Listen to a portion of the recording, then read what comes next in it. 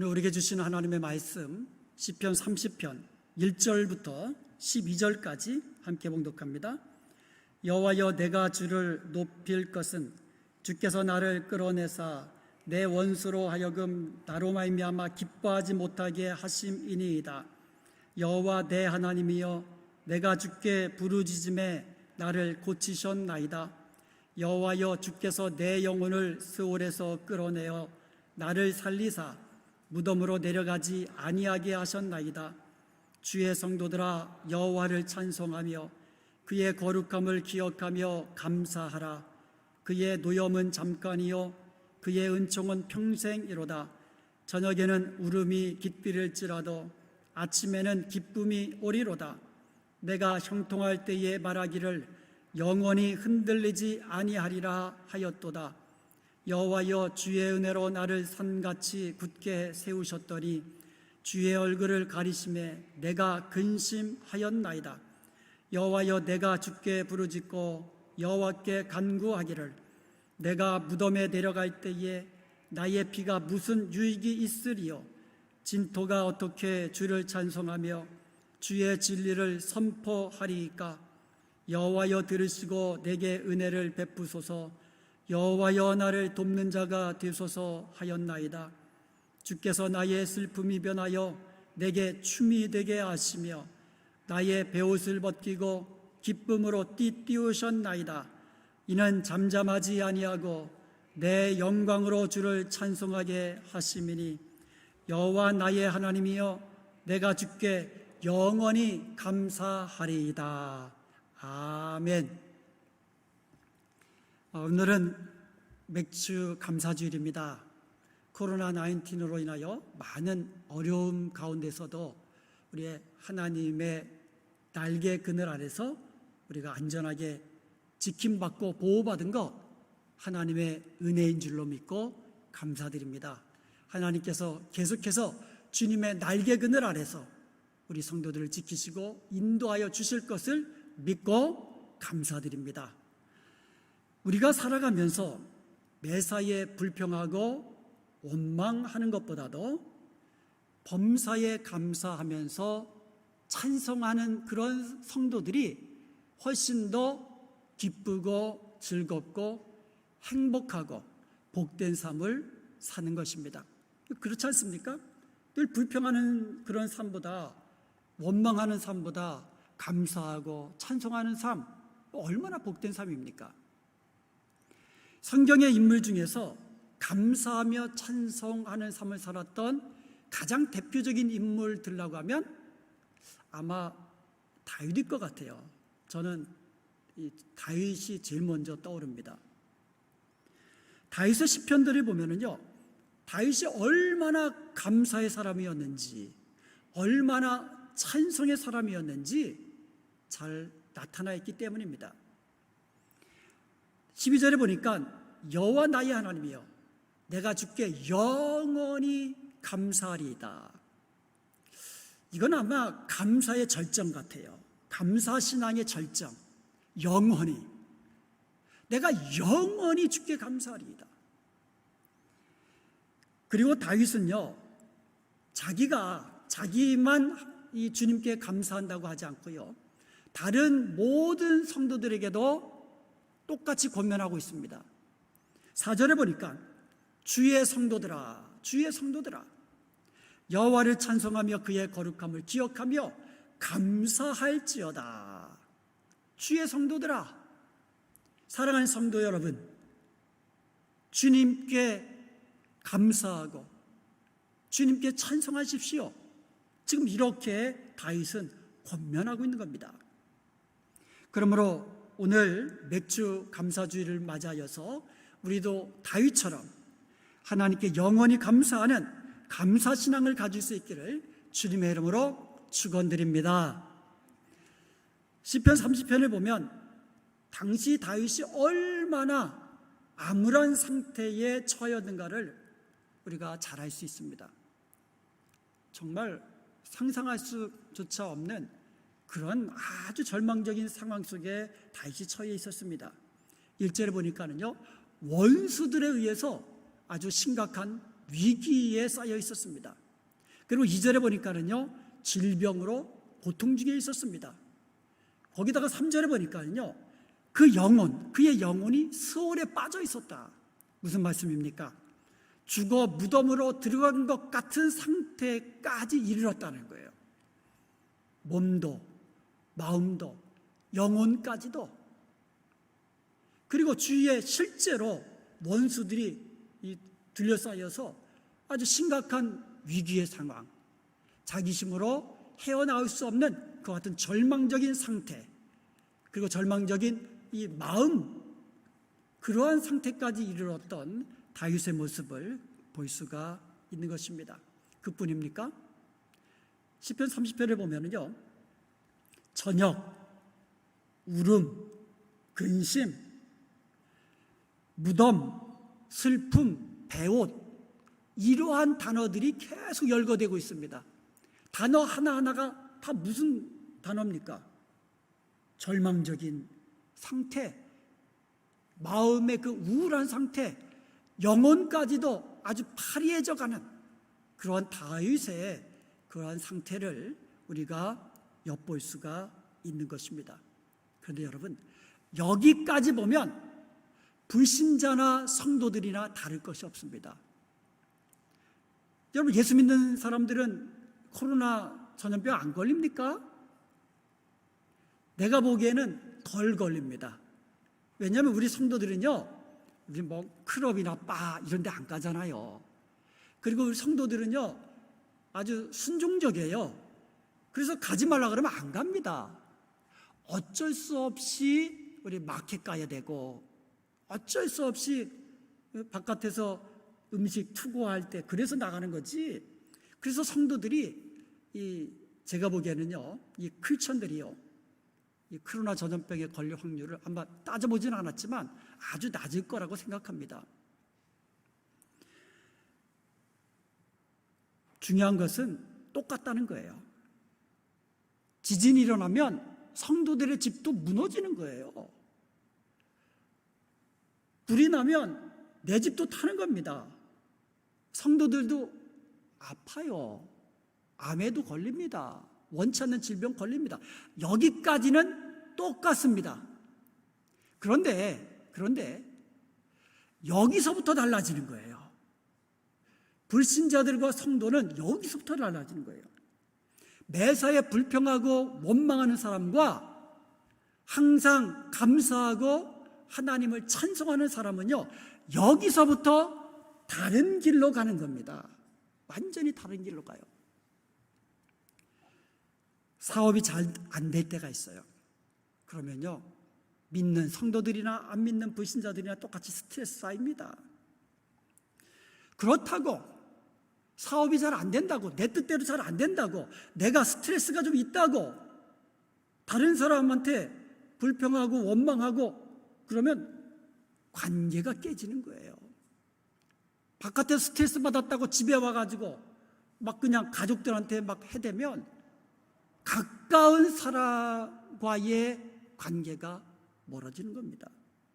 내가 잘 안 된다고, 잘 안 풀린다고 하나님께 불평하고 원망하고, 하나님 왜 하는 일마다 하나님 왜 이렇게 됩니까? 하고 하나님께 불평하고 원망하면요, 똑같습니다. 하나님과의 관계가 멀어지는 겁니다. 그러면 점점점 깊은 이 구덩텅이에 빠져들게 되는 거예요.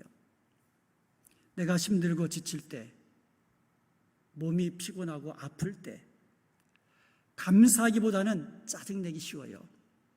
찬송하기보다는 탄식하기 쉽습니다. 그럴수록 우리는 육체는 약해지죠, 마음은 우울해지죠, 영혼은 점점 파리해져 가는 거예요. 그러나 범사에 감사하며 하나님을 찬송하는 사람은 다릅니다. 여기서부터 다릅니다. 어떻게 다를까요? 오늘 본문 말씀에서 크게 두 가지 다른 점이 있습니다. 여러분 꼭 기억해 주세요. 첫째로 주어가 다릅니다. 굉장히 중요합니다. 한번 따라해 볼까요? 주어가 다르다. 믿는 사람들은, 감사하는 사람들은 주어가 달라요. 여호와여, 내가 주를 높일 것은 주께서 나를 끌어내 주셨습니다. 여호와 내 하나님이여, 주께서 나를 고치셨습니다. 여호와여, 주께서 내 영혼을 스올에서 끌어내셔서 나를 살리셨습니다. 여호와여, 주께서 주님의 은혜로 나를 산같이 든든히 세워주셨습니다. 주어가 다 뭡니까? 여호와여, 주께서. 시편 30편은요 12절밖에 안 되는 짧은 그런 장입니다. 그런데 하나님이라는 말이 2번 나오고요, 여호와여라는 말이 10번 나오고요, 주께서라는 말이 무려 13번 나옵니다. 이거는 한글 성경 기준이에요. 매번 주께서 하셨습니다. 주께서 고치셨습니다. 주께서 구원해 주셨습니다. 주께서 나를 치료해 주셨습니다. 이렇게 다윗은 모든 일들 속에서 하나님의 주권을 인정한 겁니다. 모든 것이 주님이 하셨습니다. 주님의 은혜입니다. 이렇게 다윗은 고백한 것입니다. 신약 성경에서 하나님의 주권을 인정한 사람을 또 한 명 들라 하면 저 같으면 사도 바울을 들을 수 있을 것 같아요. 사도 바울은요 로마서 8장 29절에서 하나님이 미리 아신 자들을 미리 정하셨다고 합니다. 그리고 로마서 8장 30절에 보면 미리 정하신 그들을 또한 부르시고 부르신 자들을 의롭게 하시고 의롭게 한 자들을 영화롭게 하셨다고 그렇게 이야기합니다. 주께서 하신 거예요.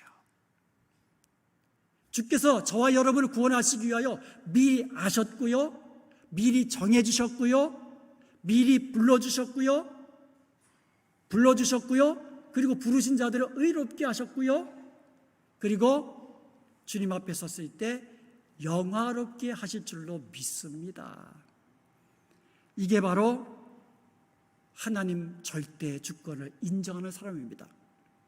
이렇게 고백하는 사람, 이런 사람이 감사의 사람이 되고 영원히 주님을 찬송하는 복된 사람인 줄로 믿습니다. 그러면 주어가 나로 바뀌면 어떻게 될까요?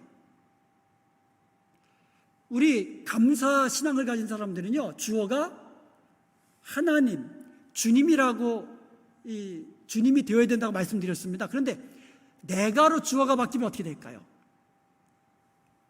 내가 모든 것을 다 했습니다. 내가 내 손으로, 내 지혜로, 내 능력으로, 내 경험으로 내가 했습니다. 이렇게 주어가 바뀌면 큰일 납니다, 여러분. 패망이 도적같이 이르기 때문에 그랬어요.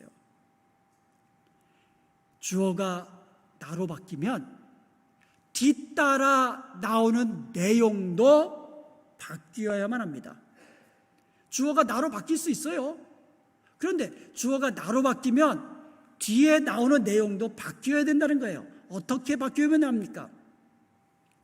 2절에 보면 내가 주께 부르짖음에, 8절에도 보니까 내가 주께 부르짖고 여호와께 간구하기를. 주어가 내가 되니까 뒤에 나오는 내용이 뭐예요? 기도하고 간구하고 부르짖고 이렇게 바뀌더라 이거예요. 다윗은 여호와께서 모든 것을 주관하시는 하나님이신 것을 믿었습니다. 그래서 다윗은 기도의 사람이 된 거예요. 다윗은요 하나님이 항상 자기와 함께 하시며 자기를 돕는 자이신 것을 확실히 믿었습니다. 그래서 다윗은요 어떤 상황 속에서도 낙심하지 않고 두려워하지 않고 믿음으로 더욱 부르짖은 거예요. 다윗은요 여호와께서 자기의 기도를 들으시고 응답하신 것을 믿었기 때문에 고난의 순간마다 더 부르짖으며 하나님 앞에 기도할 수 있었던 줄로 믿습니다. 여러분, 모든 것이 하나님이 하시는 것을 믿으십니까? 아멘. 하나님이 여러분과 항상 함께 하시며 여러분을 지키시고 인도하시는 것을 믿으십니까? 아멘. 하나님이 여러분의 기도를 들으시고 응답하시는 것을 믿으십니까? 아멘. 그렇다면 우리도 기도해야만 합니다. 기도의 사람이 되어야 돼요. 항상 기도하는 사람이 되어야 되고요, 고난의 때에 더욱더 부르짖으며 기도하는 기도의 사람이 되어야 될 줄로 믿습니다. 주어가 내가로 바뀌면 따라오는 내용은 기도, 부르짖음에. 여러분, 주어가 나로 바뀌면 뒤따라 나오는 내용도 바뀌어야 된다고 했죠? 또 바뀌는 내용이 있어요. 1절에 보니까는요, 다윗은 주께서 나를 끌어내셨다라고 이야기합니다. 끌어내셨다. 히브리어로 달라흐입니다. 달라흐. 뭐 달라 그게 아니고요. 달라흐. 이것은요, 주로 아웃, lift up 이런 뜻입니다. 이게 무슨 뜻이냐면요, 여러분 우물에 가면은요, 우물물을 어떻게 합니까? 길어 올리잖아요. 그게 달라흐예요. 우물물을 끌어 올리는 거, 우물에서 물을 길러 올리는 거, 이게 달라흐입니다. 다윗은 원수들에 의해서 심각한 위기, 생명의 위기에 처해 있을 때에 하나님께 기도했습니다. 그랬더니 하나님께서 다윗의 기도를 들으시고 원수들의 소나기에서 끌어내셨다고, 들어 올리셨다고 그렇게 고백하는 거예요. 다윗은 내 지혜와 능력으로 내가 구원받았다고 그렇게 이야기하지 않습니다. 럭키였어, 운이 좋았어, 이렇게 말하지 않습니다. 주께서 나를 끌어내셨다고 그렇게 고백하는 것입니다. 그것을 믿는 다윗은 이제 내가로 주어가 바뀌면서 뭐라고 뒤따라 나옵니까? 내가 주를 높이리이다. 주께서 나를 높이 끌어올리셨으니까 나도 주님을 높입니다. 주의 이름을 높입니다. 내가로 주어가 바뀌니까 내가 주를 높이나이다. 이렇게 내용이 바뀌는 거예요. 또 내용이 바뀌는 게 또 있습니다. 2절에 보니까 여호와 내 하나님이여 내가 주께 부르짖음에 나를 고치셨나이다. 이렇게 고백합니다. 다윗은요, 질병으로 고통당할 때 기도했습니다. 여러분 질병 중에 계신 분 있습니까? 기도하십시오. 다윗은 질병 중에 있을 때에 뭐라고 했습니까? 여호와 내 하나님이여 내가 주께 부르짖음에 주께서 고치셨나이다. 육신의 질병만이 아니라 마음이 우울할 때도 주께서 고치십니다. 영혼이 낙심될 때에도 주께서 고치십니다. 기도하십시오. 그런데 다윗은 이렇게 주님께 기도해서 주님께로부터 기도의 응답을 받았을 때에 잠잠하지 않았습니다. 잠잠하지 않았습니다. 다윗은 자기가 기도했을 때에 슬픔이 변하여 춤이 되게 하시고 자기의 베옷을 벗기고 기쁨으로 띠띠우신 하나님을 경험했습니다. 이것은 자기가 하나님 앞에 기도한 것에 대한 하나님의 응답인 것을 다윗은 믿었던 것입니다. 10절에서 다윗이 기도합니다. 여호와여 들으시고 내게 은혜를 베푸소서. 여호와여 나를 돕는 자가 되소서.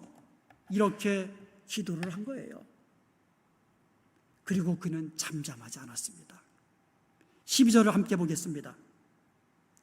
같이 한번 읽어볼까요? 이는 잠잠하지 아니하고 내 영광으로 주를 찬송하게 하심이니 여호와 나의 하나님이여 내가 주께 영원히 감사하리이다. 주님의 크신 은혜와 능력, 치유의 은총, 구원의 은총을 경험한 사람들은요, 잠잠해서는 안 돼요. 내가 주를 찬송하리이다. 내가 주께 영원히 감사하리이다. 잠잠하지 아니하고 찬송하며, 잠잠하지 아니하고 다른 사람에게 선포하며 간증하며, 잠잠하지 아니하고 주께 감사하는 것. 내가 주어가 되었을 때에는 이렇게 내용이 바뀌어야 하는 겁니다. 여러분, 어떤 고난의 상황이 찾아온다 할지라도 기도하는 사람 되길 바랍니다. 기도하는 사람 되길 바랍니다. 그래야 주님의 응답하심을 경험하고 주님께 찬송하는 사람 되기를 바랍니다. 감사하는 사람 되기를 바랍니다. 그리하여 하나님께 영광 돌리는 복된 성도들이 되시기를 주님의 이름으로 축복합니다. 아멘. 범사에 감사하며 하나님을 찬송하는 사람은 다르다 그랬죠. 첫 번째로 뭐가 다르다고 했습니까? 주어가 다르다. 두 번째로 다른 것이 있습니다. 고난을 통해서도 감사를 배우는 것이 다릅니다.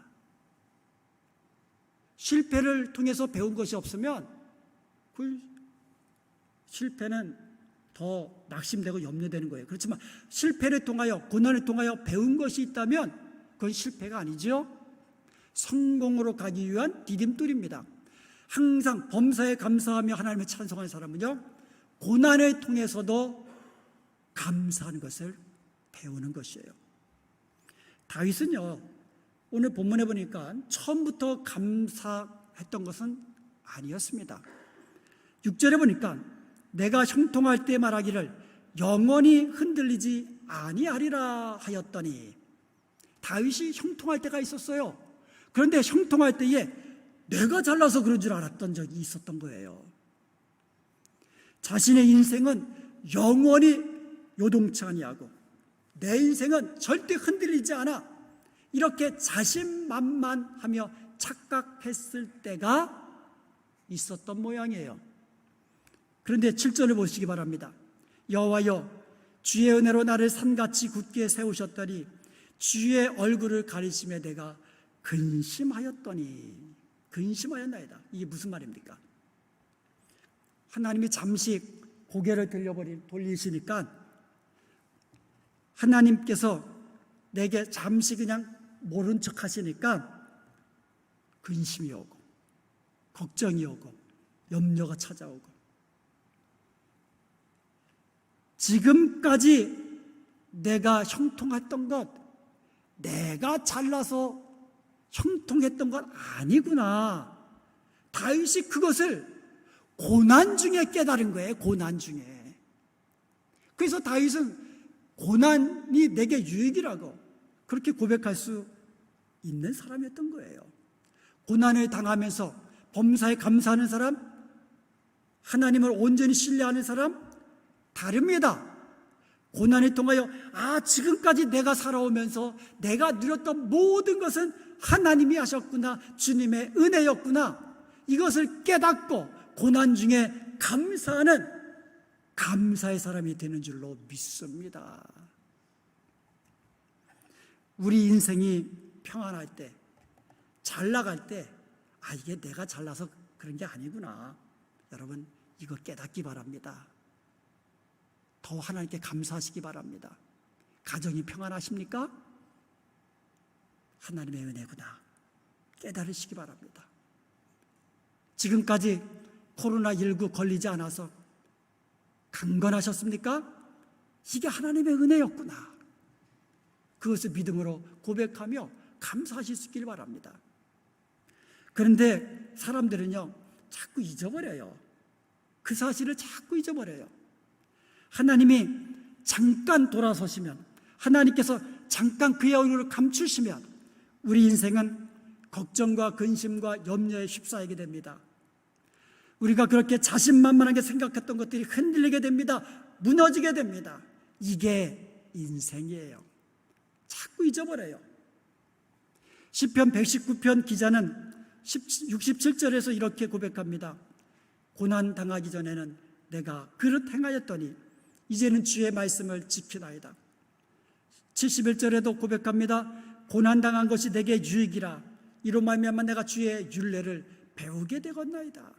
그러므로 여러분, 고난이 찾아온다 할지라도 고난을 통하여 하나님의 은혜를 찾아보시고 하나님께 감사할 수 있는 저와 여러분 될 수 있기를 주님의 이름으로 축복합니다. 이렇게 다른 거예요. 우리는 고난 중에도 하나님의 은혜를 깨닫고 감사할 수 있는 믿음의 사람, 감사의 사람이 되어야 될 줄로 믿습니다. 이 코로나 19, 참 이게 갈수록 기승을 부려서 이게 참 수그러지지 않습니다. 코로나 이전과 이후가 많이 달라졌죠? 굉장히 많이 달라졌죠. 모든 일상이 변했어요. 마스크 쓰고 다녀야 되고요. 만나고 싶은 사람, 꼭 만나야 되는 사람, 이게 잘 만날 수가 없어요. 그리고 그렇게 반가운 사람 만나도 이 경계심부터 생깁니다. 혹시 마스크라도 안 썼으면 이 더 경계심이 생깁니다. 악수도 못하고요. 이러면서 우리가 깨달은 게 있어요. 지금까지 우리의 일상이 이게 기적이었구나, 하나님의 은혜였구나, 주님의 손에 있었구나, 이것을 깨닫는 저와 여러분이 될 수 있기를 주님의 이름으로 축복합니다. 이것을 깨달은 사람은 다시 일상이 우리에게 주어졌을 때 하루하루가 기적이구나, 만나는 반가운 사람 만나서 허구할 수 있는 게 이게 하나님의 은혜구나, 이것을 깨닫은 것, 감사의 사람 되시기 바랍니다. 우리가 이렇게 예배당에 모여서 지금 예배 드릴 수 있습니다. 그런데 마음껏 예배 드리지 못하잖아요. 목청 높여서 주님을 찬양하지 못하잖아요. 주여 부르짖으며 기도하지 못하잖아요. 옹기종기 앉아서 정말 즐겁게 이야기하면서 친교하지도 못하잖아요. 그렇지만 이러한 순간에 깨달은 것이 있습니다. 지금까지 이렇게 마음껏 예배하며 찬송하며 기도할 수 있는 거, 마음껏 둘러앉아서 친교할 수 있었던 것, 이게 그냥 주어진 것이 아니라 하나님의 은혜였구나, 이것을 잊지만은 저와 여러분 될 수 있기를 바랍니다. 그래서 다시 이와 같은 은혜가 주어졌을 때에 더 기쁨으로 찬송하고, 더 기쁨으로 감사하며 예배하고, 더 기쁘게 허구하며 사랑을 나눌 수 있게 되기를 주님의 이름으로 축복합니다. 이것이 주님의 은혜입니다. 오늘은 맥주감사주일입니다. 지난 이 6개월 동안이 하나님의 은혜였음을, 주님의 날개 그늘 아래 우리가 보호받고 또 지킴받았음을 고백하며 감사하는 시간 되길 바랍니다. 그리고 앞으로 6개월 동안도 주님의 날개 그늘 아래 지켜주실 것을 믿고 미리 감사함을 하나님께 영광 돌릴 수 있기를 바랍니다. 자, 두 가지. 주어가 바뀌면 안 됩니다. 여호와 나의 하나님이 하셨습니다. 모든 것이 주께서 하셨습니다. 주님의 은혜입니다. 주어가 바뀌면 안 돼요. 만약에 주어가 바뀌면 어떻게 한다고요? 내가 기도하겠습니다. 내가 주님을 높이겠습니다. 내가 주님을 찬송하며 영원히 감사하는 사람 되겠습니다. 주어가 중요합니다. 두 번째로 뭐가 중요하다고요? 고난 중에도 우리는 얼마든지 감사할 수 있습니다. 주의 성도들아, 여호와를 찬송하며 그의 거룩함을 기억하며 감사하라. 내가 주께 영원히 감사하리이다. 감사절뿐만 아니라 우리의 평생에 이렇게 감사하는 복된 저와 여러분이 될 수 있기를 주님의 이름으로 축원드립니다.